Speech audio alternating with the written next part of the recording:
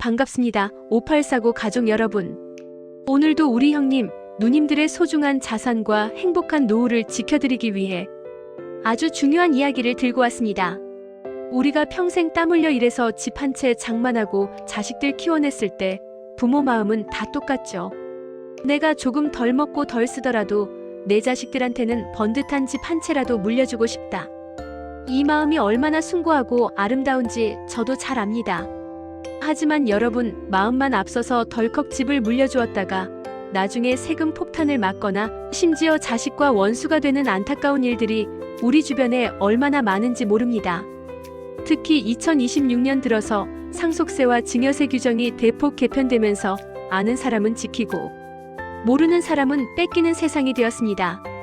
그래서 오늘은 자식에게 집을 물려주기 전에 반드시 체크해야 할 것들, 그리고 어떻게 해야 가장 현명하게 내 재산을 지키면서 자식도 도울 수 있는지 강의하듯 하나하나 풀어보겠습니다.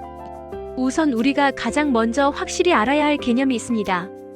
바로 증여와 상속의 차이입니다. 어차피 자식 줄 건데 그게 그거 아니냐고 말씀하시는 분들이 계시는데 천만의 말씀입니다. 증여는 내가 살아있을 때 주는 것이고 상속은 내가 세상을 떠난 뒤에 남겨주는 것이죠.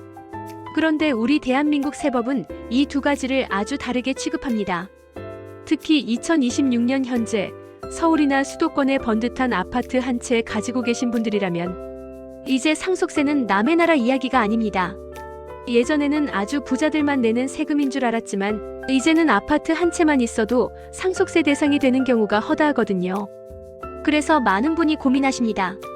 나중에 세금 많이 낼 바에야 지금 미리 조금씩 증여하는 게 낫지 않을까? 하고 말이죠. 여기서 첫 번째로 생각해야 할 것이 바로 10년의 법칙입니다. 증여는 한 번에 주는 것보다 10년 단위로 나누어 주는 것이 세금을 줄이는 핵심 중의 핵심입니다. 자녀에게는 10년 동안 5천만 원까지는 세금 없이 줄 수 있다는 것, 아마 들어보셨을 겁니다.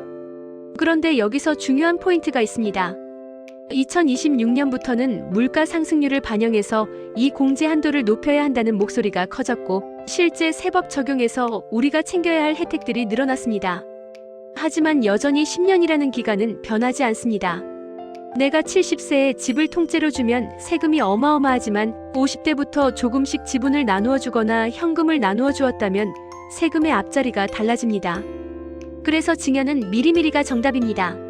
하지만 무턱대고 집 명의를 자식에게 넘기는 건 정말 위험한 일입니다. 왜 그럴까요? 여러분, 부모는 자식을 버려도 자식은 부모를 못 버린다는 옛말, 요즘은 거꾸로 된 경우가 참 많습니다. 집을 넘겨받자마자 자식의 태도가 180도 바뀌었다는 눈물 섞인 사연들, 저한테도 참 많이 들어옵니다. 그래서 요즘 제가 꼭 권해드리는 것이 바로 효도 계약서입니다. 말이 계약서지 사실은 부모와 자식 간의 최소한의 안전장치입니다. 이 집을 너에게 넘겨주지만 너는 매달 얼마의 생활비를 보조하고 일주일에 몇 번 이상 얼굴을 비춰야 한다. 만약 이를 어길 시에는 증여를 취소한다는 조건을 명문화하는 겁니다.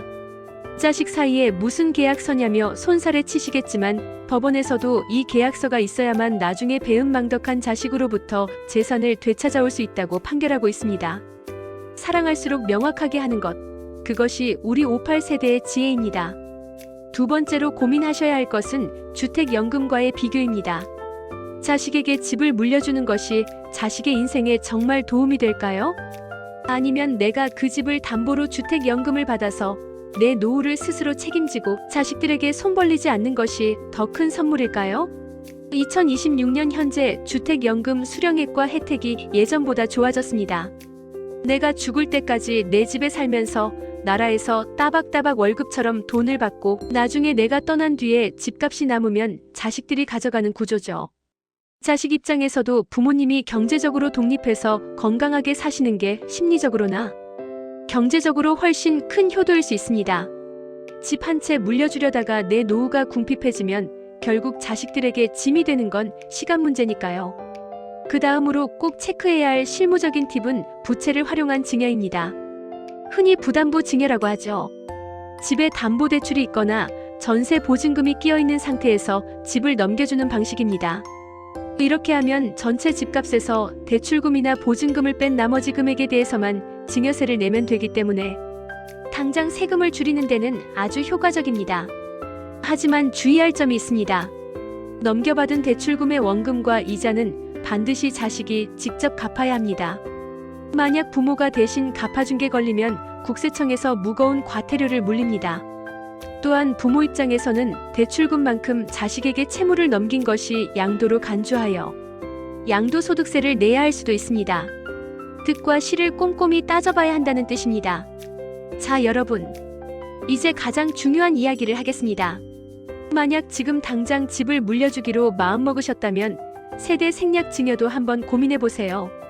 자식에게 주지 않고 바로 손주에게 주는 방식입니다. 자식에게 주었다가 나중에 자식이 다시 손주에게 주면 세금을 2번 내야 하죠. 하지만 손주에게 바로 주면 세금을 30% 정도 더 내긴 하지만 전체적으로 보면 한 세대를 건너뛰기 때문에 훨씬 이득인 경우가 많습니다. 특히 2026년은 고령화가 심화하면서 손주 세대에 대한 자산 이전 혜택을 논의하는 시기라 전문가와 상담해 보시면 의외의 답을 얻으실 수도 있습니다. 여러분, 자산 관리는 결국 시간과의 싸움입니다. 세무조사라는 건 우리가 생각하는 것보다 훨씬 꼼꼼합니다.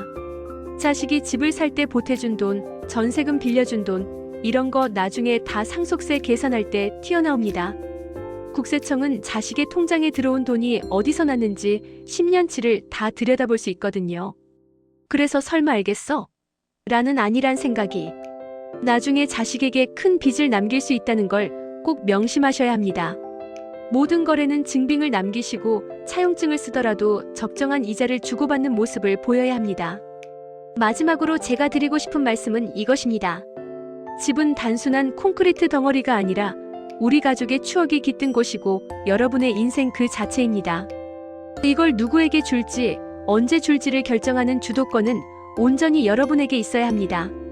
자식들의 눈치를 보지 마세요. 여러분이 건강하고 경제적으로 풍족해야 자식들도 편안한 마음으로 효도할 수 있습니다. 내 노후 자금은 내가 꽉 쥐고 있다는 당당함이 오히려 가족 화목의 비결이 되기도 합니다. 오늘 제가 드린 말씀들 조금 복잡하게 느껴지실 수도 있습니다. 하지만 딱 3가지만 기억하세요. 10년 단위로 미리 계획하기, 효도 계약서로 최소한의 장치 마련하기, 그리고 내 노후를 먼저 챙기기. 이 3가지만 지키셔도 여러분의 소중한 집이 자식에게 독이 아닌 진정한 복이 될 것입니다. 오늘 강의가 우리 형님, 누님들의 불안함을 조금이나마 덜어드렸길 바랍니다. 세상은 변하고 법도 변하지만 부모의 사랑은 변하지 않죠. 하지만 그 사랑이 기술을 만나면 더 단단해집니다. 오늘 배운 내용 주변 친구분들께도 공유해주시고 더 궁금한 점이 있다면 언제든 댓글 남겨주세요. 여러분의 든든한 조력자 5849는 항상 여러분의 행복한 인생 이막을 응원합니다. 다음 시간에는 더 유익하고 돈이 되는 정보로 찾아뵙겠습니다. 감사합니다.